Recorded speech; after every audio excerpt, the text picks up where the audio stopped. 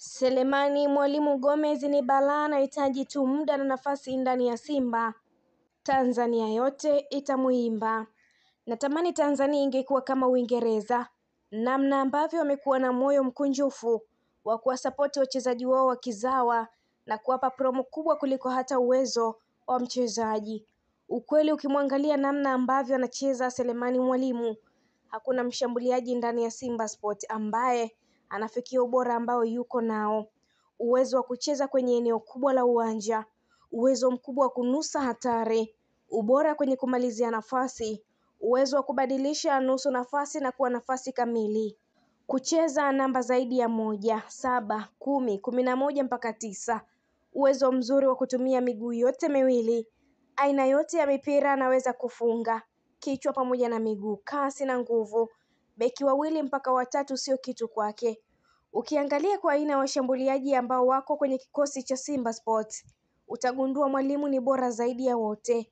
Changamoto ya Mwalimu Gomez ni utanzania wake ambao yuko nao.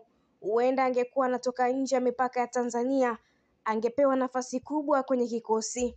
Ukweli mara chache sana kwa miaka hivi karibuni, timu zetu za Simba na Yanga huamini washambuliaji wazawa wakati, maana hata Young Africans wanamziza, lakini hachezi kama namba 9. Mara nyingi hutokea pembeni, mara chache ndio upata nafasi hiyo ya kucheza kati kwa dharura. Naamini kama Simba Sports wakampatia vitu viwili, kwa maana ya nafasi ya kucheza na muda wa kumvumilia, basi watavuna matunda kwa kijana huyu wa Kitanzania. Na hii ni Neli TV. Asante kwa kuendelea kutufuatilia, pia usisahau kulike, kushare, kucomment pamoja na kusubscribe channel yetu ili uendelee kufurahia taarifa zetu za kimichezo kutoka ndani na nje ya mipaka ya Tanzania. Kwa taarifa kemkem fuatilia Neli TV.